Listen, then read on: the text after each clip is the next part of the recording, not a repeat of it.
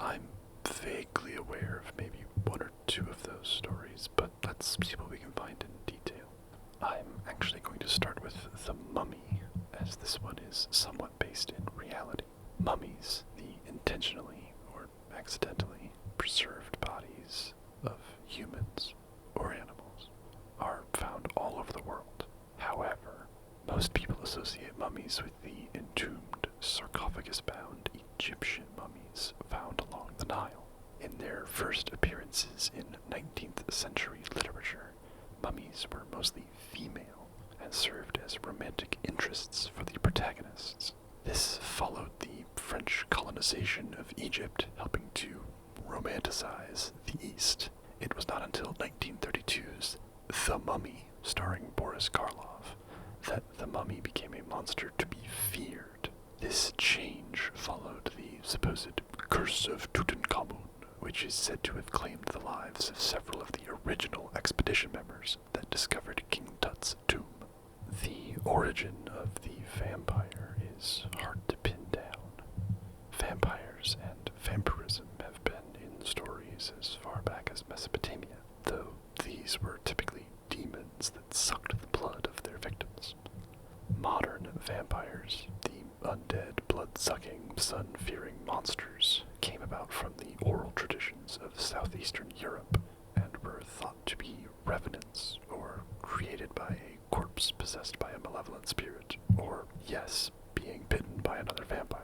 However, no one is quite sure where the idea for vampires and vampirism stems from. Some believe it to be a lack of medical knowledge, that an exhumed corpse didn't look decayed enough, or was more plump or ruddy than that person was in life. Modern science knows that bodies decay at different rates depending on the environmental conditions, and that sometimes those bodies bloat with various gases. But at the time, these were seen as signs that the deceased was still alive, or had come back to life. Others believe that certain diseases that can cause bloody discharge of the nose or mouth made the ill look as if they were feeding, drinking the blood of someone else. Still others believe the idea to have come from our psyche, a fear of death and the unknown, a romantic view of eternal life, a deep desire to reunite with our lost loved ones. The werewolf appears to have its roots in Greek mythology. There are several stories across Greek history of men who would, for a period of time, assume the form of a wolf. This concept of a shape-shifting monster is not uncommon in other cultures, but its direct association with the form of a wolf does appear to stem from Greece. In fact, the term lycanthrope comes from a Greek word meaning man-wolf, though the term was originally used in a medical sense to describe someone who thinks they are a wolf. Ghosts appear to have no real origin at all. There are many different kinds of ghosts: the White Lady, the Flying Dutchman, the ghosts of Christmas past, present, and future, but it seems that the concept has always been a belief humanity has held. In earliest cultures, and even possibly before, there is the idea that when a person dies, their soul or spirit lives on. Some believe it to go to another realm, some believe they can bring good or bad luck, some believe you must honor them lest they curse you, but spirits or ghosts are present just about everywhere. It makes sense. We have a conscious mind, and we want to believe that when we die, that mind gets to go somewhere else to continue existing. Lastly, at least for now, is the zombie. Zombies come from Haitian folklore. They are reanimated dead bodies made through various methods, most commonly voodoo magic. Over time, the concept of a magically reanimated corpse has evolved to be any reanimated corpse, usually slow, partially decayed, and hungry for the brains of the living. Thanks for that question. If you want to know more about the origins of any other monsters, just leave a comment down below. This question comes comes from Taco Cat. My zip code is a palindrome. How many other US zip codes are also palindromes? Aha! You're one of the lucky few. That's very cool. For those living outside the US, zip codes are 5-digit numbers used by the Postal Service to encode locations. Each post office services a different zip code, so all mail sent there will be delivered in the surrounding area, more or less. Because there are 5 digits in a zip code from 00000 to 99999, we could theoretically have 1,000 different zip codes that are palindromes. However, not every number is used in zip codes. There are 10 regions of the US that each get a different starting digit in their zip code. 0 for the Northeast, Puerto Rico, and most military deliveries.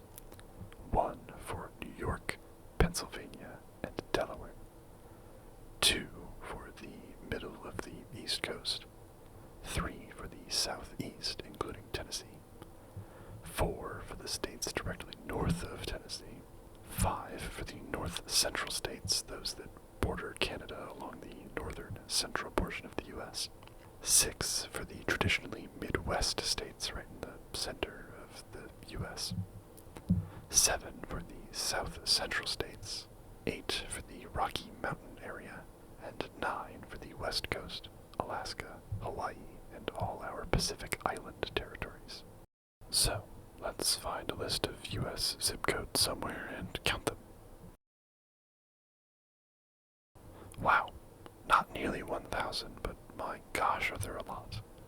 There are 316 zip codes in the US that form palindromes. 46 of the 50 states have them, as does the District of Columbia, our capital. Neat. Thank you so much for that question. This last question comes from Dala. What are all the state birds in the U.S.? A relatively straightforward question. It's nice to get one of those every once in a while.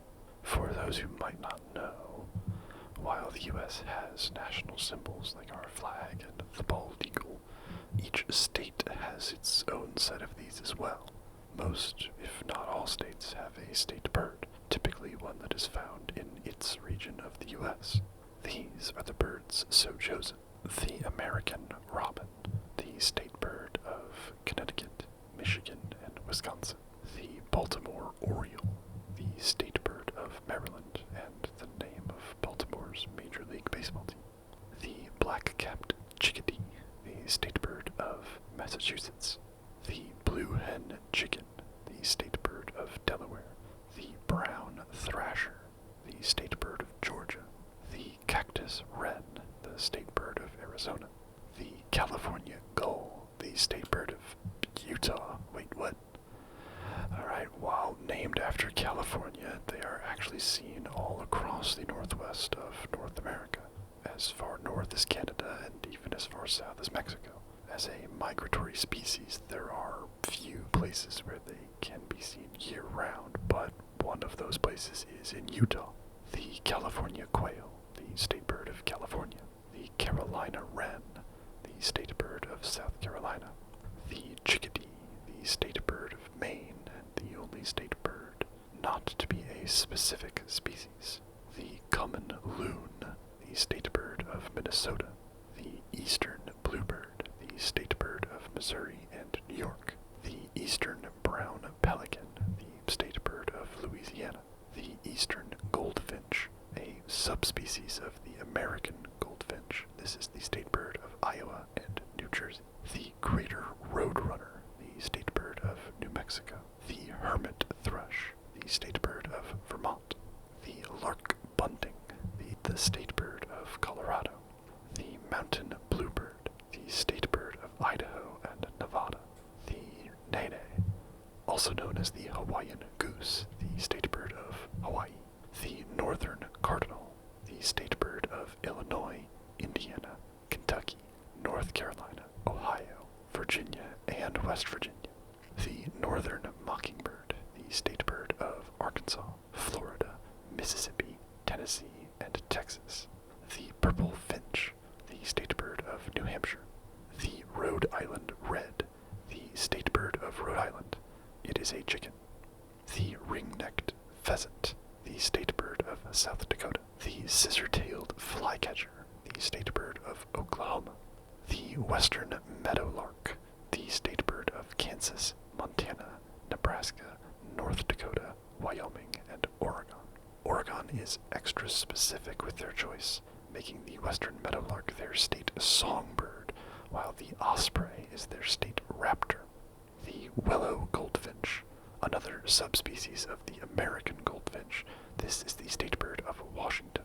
The willow ptarmigan, the state bird of Alaska. The yellowhammer, officially known as the northern flicker or common flicker, Alabama uses the colloquial name for its state bird. But wait, there's more. As I noted earlier with Oregon, some states have more than one bird. These others have slightly more specific names, like state raptor or state songbird for Oregon. They are the bobwhite quail, the state game bird of Georgia and Missouri, and the state wild game bird of Tennessee. The eastern mourning dove, the state symbol of peace of Wisconsin. The peregrine falcon, the state raptor of Idaho. The red-tailed auk, the state raptor of New Hampshire. The ruffed grouse, the state game bird of Pennsylvania and the only state bird of any kind for that state. The wild turkey, the state game bird of Alabama, Massachusetts, and Oklahoma, and the state wild game bird of South Carolina. The wood duck, the state duck of South Carolina, and the state waterfowl of Mississippi. That was a fun list. Thanks so much for that question. Thank you again to Night Howler, Taco Cat, and Dala. If you would like to have your question answered in a video, leave it in a comment below this one. If you would prefer to ask your question a little more privately, you can email me your question at questionsandasmr@gmail.com. Don't forget to like and subscribe for more questions